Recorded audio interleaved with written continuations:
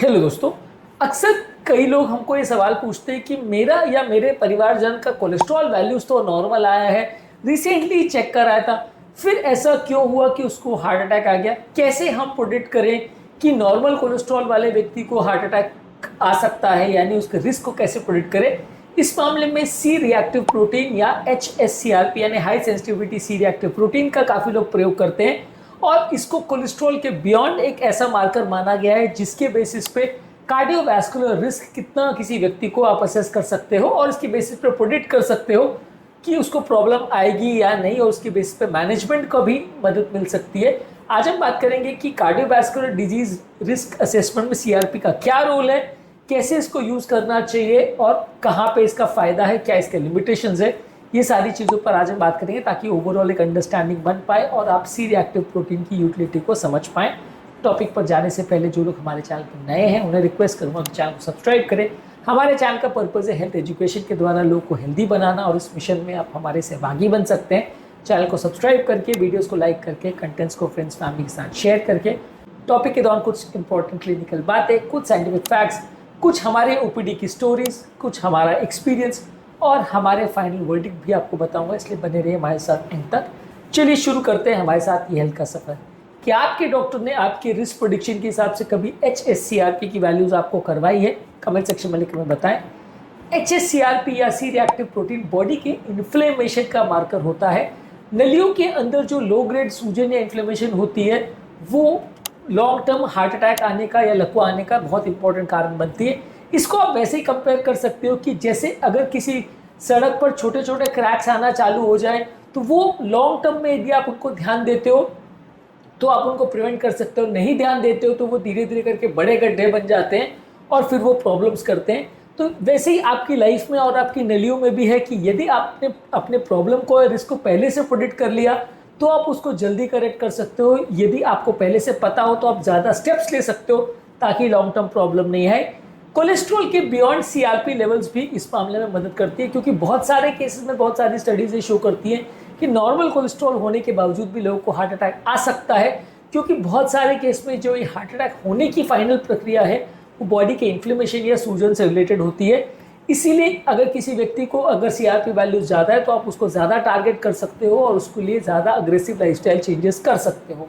इस मामले में स्टेबल कोरोनरी आर्टरी डिजीज़ वाले केसेस में एक 26 स्टडीज़ की मेटा एनालिसिस पब्लिश हुई थी जिसने बताया था कि जिन लोग का सीआरपी वैल्यू सबसे ज़्यादा है उनको कार्डियोवैस्कुलर प्रॉब्लम्स होने का रिस्क ज़्यादा था। Almost 1.77 times major adverse events होने का चांस ज़्यादा था। कार्डियोवैस्कुलर कारण से उनका मृत्यु होने का चांस 1.64 टाइम्स ज़्यादा था। और हर कारण से मृत्यु होने का दर अगर हम नापते हैं तो नॉर्मल व्यक्ति से उनका टाइम्स 1.62 टाइम्स ज़्यादा था, यानी कि लगभग 50 से 60% या 70% तक रिस्क बढ़ जाता है मृत्यु दर यदि किसी व्यक्ति का सीआरपी वैल्यू ज़्यादा है। तो बेसिकली ये इनफैक्ट कोलेस्ट्रॉल से भी ज़्यादा बड़ा मार्कर है ये देखने के लिए कि किस व्यक्ति का मृत्यु दर कितना होगा। अगर कोई व्यक्ति में कार्डियोवैस्कुलर डिजीज़ के बारे में आपको रिस्क नहीं पता है तो वहाँ पे भी सीआरपी लेवल्स आपकी मदद करते हैं। वुमेन हेल्थ स्टडी का एक आर्टिकल पब्लिश हुआ था जहाँ पे दिखाया गया था कि हेल्दी फीमेल्स में जहाँ पे कोई और रिस्क फैक्टर्स नहीं थे वहाँ पे भी अगर किसी फीमेल का बेसलाइन सीआरपी वैल्यू ज़्यादा थे तो उनको कार्डियोवैस्कुलर इवेंट्स होने का चांस 5 गुना ज़्यादा था और हार्ट अटैक इवेंट्स और स्ट्रोक का इवेंट्स होने का चांस 7 गुना ज़्यादा था एज कम्पेयर टू जो लोग को ये HSCRP वैल्यू ज़्यादा थी। इसी मामले में रॉटरडैम स्टडी ने भी लगभग इसी तरह से दिखाया था कि अगर किसी का व्यक्ति का सीआरपी वैल्यू ज़्यादा है तो उसको हार्ट अटैक होने का या प्रॉब्लम्स होने का रिस्क ज़्यादा है। अगर कोई व्यक्ति का रिस्क फैक्टर्स बहुत ज़्यादा नहीं है या आप प्रेडिक्ट करना चाहते हो जिस व्यक्ति को कोई ऑब्वियस रिस्क फैक्टर्स जैसे बीपी, शुगर, कोलेस्ट्रॉल, स्मोकिंग या फैमिली हिस्ट्री नहीं है, वहाँ पे ये वैल्यू आपकी मदद करता है या आपको कुछ एडिशनल इन्फॉर्मेशन देता है, एक और टारगेट देता है जिससे आप पूरा कर सकते हो या जिसके लिए आप पेशेंट की लाइफस्टाइल चेंजेस पर फोकस कर सकते हो। इस मामले में इस्फहान कोहॉर्ट स्टडी ईरान में पब्लिश हुई थी जिसमें बताया गया था कि जिस लोगों को हाइपरटेंशन, डायबिटीज़, कोलेस्ट्रॉल, स्मोकिंग और HSCRP वैल्यू ज़्यादा है उनका मृत्यु दर कंपैरेटिवली ज़्यादा है, यानी कि अगर ये सारे रिस्क फैक्टर्स है तो जितने ज़्यादा रिस्क फैक्टर है उतना ज़्यादा मृत्यु दर हो सकता है।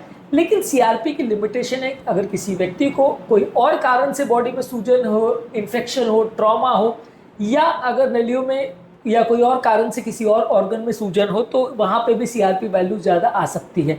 तो इसलिए सीआरपी वैल्यूज होना सिर्फ हार्ट अटैक का प्रेडिक्टर है वैसा नहीं है, वो किसी भी कारण से बॉडी में होने वाले सूजन का मार्कर है। अगर किसी व्यक्ति का सीआरपी वैल्यू ज़्यादा आ रहा है तो आपको देखना पड़ेगा कि किस कारण की वजह से बढ़ रहा है, और अगर हार्ट का प्रॉब्लम के अलावा भी कोई और कारण है तो उस पर भी फोकस करना पड़ेगा। ऐसा ज़रूरी नहीं है कि सिर्फ हार्ट अटैक का ही रिस्क को ही प्रेडिक्ट करता है, ये किसी भी कारण से सूजन में बढ़ सकता है जिसका कोई हार्ट की बीमारी से ना लेना देना हो, वैसा भी हो सकता है। अलग अलग केसेस में इसकी वैल्यूज़ को बार बार चेक करना भी फायदेमंद हो सकता है। मान लीजिए किसी का एक बार आपने चेक किया, दूसरी बार आपने लाइफस्टाइल चेंजेस की तो वैल्यू में सुधार आ रहा है, बिगाड़ आ रहा है, इसको बार बार चेक करने से भी आपको एक्स्ट्रा फायदा मिल सकता है। नलियों में कितना कोलेस्ट्रॉल जमा होगा, कितना सूजन होगा, कितना हार्ट अटैक होगा, कितना स्ट्रोक होगा, इसको प्रेडिक्ट करने में ये काफ़ी मदद करता है। सीआरपी को एल्ब्यूमिन रेशियो के साथ कंबाइन करके भी एक स्टडी हुई है जहाँ पे बताया गया है कि ये हार्ट अटैक और लकवे के रिस्क को प्रेडिक्ट कर सकता है। यहाँ पे सीआरपी टू एल्ब्यूमिन रेशियो, जिसे CAR रेशियो बोलते हैं, उस पर वर्क किया जा रहा है, जहाँ पे देखा गया है कि ये थ्रेशोल्ड जो है या ये वैल्यूज जो है आपके लॉन्ग टर्म प्रॉब्लम्स को अच्छा कोरिलेट करती है। इसके अलावा HSCRP वैल्यूज, जिसकी हार्ट अटैक के लिए हम बात करते हैं, उसकी नॉर्मल वैल्यूज 1 मिलीग्राम पर लीटर से कम होनी चाहिए, तो उसे लो रिस्क व्यक्ति माना जाएगा। अगर किसी व्यक्ति की वैल्यूज 1 to 3 मिलीग्राम पर लीटर है तो उसे मीडियम रिस्क माना जाएगा, और अगर 3 से ज़्यादा है तो हाई रिस्क माना जाएगा। अगर सारे बाकी रिस्क फैक्टर्स को कंट्रोल करने के बावजूद भी किसी व्यक्ति का HSCRP ज़्यादा है तो इसका मतलब ये है कि ये एक एडिशनल चीज़ है जिस पर आप वर्क कर सकते हैं। जहाँ पर व्यक्ति के बाकी सारे पैरामीटर्स पर आपने काम कर लिया, वहाँ पे व्यक्ति के इन्फ्लेमेशन पर भी काम करना है ताकि overall long term heart attack के रिस्क को कम किया जा सके। ये समझना ज़रूरी है कि अलग अलग इन्फेक्शन और दूसरी कंडीशन में भी HSCRP ज़्यादा हो सकता है, और किसी किसी केस में छोटे बच्चों में या बहुत छोटे जो बच्चे होते हैं, न्यूनेट्स होते हैं, उसमें भी वैल्यू ज़्यादा मिल सकती है। तो अलग अलग सिनेरियो में थोड़ा बहुत वेरिएशन इसमें आ सकता है।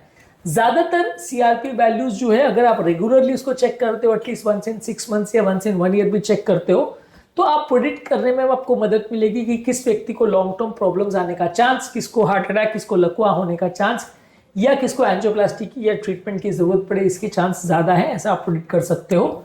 और बाकी रिस्क फैक्टर्स जैसे डायबिटीज़, हाइपरटेंशन, स्मोकिंग, कोलेस्ट्रॉल, मोटापा, ये सारे रिस्क फैक्टर के साथ आपको इसको भी यूज़ करना चाहिए और इस पर भी वर्क करना चाहिए। ओवरऑल किसी पर्टिकुलर व्यक्ति की स्क्रीनिंग के लिए ये उपयोगी है। किसी व्यक्ति को रिस्क है तो उसके फैमिली मेंबर्स को प्रॉब्लम होगी या नहीं, उसके लिए भी आप कर सकते हो। इसके अलावा आप जो लाइफस्टाइल चेंजेस कर रहे हो उसमें फ़ायदा हो रहा है कि नहीं, उससे पेशेंट की रिस्क कम हो रही है कि नहीं, वो जज करने के लिए भी रिपीट वैल्यूज़ आप चेक कर सकते हो। और ओवरऑल ट्रीटमेंट को पर्सनलाइज करने के लिए आप इसको यूज़ कर सकते हो कि किस पर्टिकुलर व्यक्ति में आपको कितना डोज में स्टैटिन चाहिए, कितना डोज में दवाई चाहिए, कितना ज़्यादा लाइफस्टाइल चेंजेस करना है। ये सारी चीज़ों को पर्सनलाइज करने के लिए भी आप सीआरपी वैल्यूज़ को यूज़ कर सकते हो। तो बेसिकली ये एक एडिशनल मार्कर है जो कि काफ़ी सालों से अवेलेबल है। काफ़ी कम डॉक्टर्स इसको यूज़ करते हैं, लेकिन इसको यूज़ करने से और इस पर वर्क करने से आपकी बीमारी को कंट्रोल करने में कुछ ज़्यादा मदद मिल सकती है। यदि आपको HSCRP के कॉन्सेप्ट के बारे में कुछ पता है या इसके बारे में और जानना चाहते हैं तो कमेंट सेक्शन में लिख के मैं बताएं। उम्मीद करूंगा कि आज के टॉपिक में कुछ नई बातें जानने को मिली होगी। जो लोग हमारे चैनल पर नए हैं उन्हें रिक्वेस्ट करूंगा कि चैनल को सब्सक्राइब करें। हमारे चैनल का पर्पज़ है हेल्थ एजुकेशन के द्वारा लोग को हेल्दी बनाना, और इस मिशन में आप हमारे सहभागी बन सकते हैं। चैनल को सब्सक्राइब करके, वीडियोस को लाइक करके, कंटेंट्स को फ्रेंड्स फैमिली के साथ शेयर करके। आपके कमेंट्स हमें जानने में मदद करते हैं कि आपको हमारा कंटेंट कैसा लग रहा है, प्लस हमारे लिए मोटिवेशन और इंस्पिरेशन का भी काम करते हैं। इसलिए वीडियोस को देखते रहिए, शेयर करते रहिए और हेल्थ के सफर पे हमारे साथ आगे बढ़ते रहिए।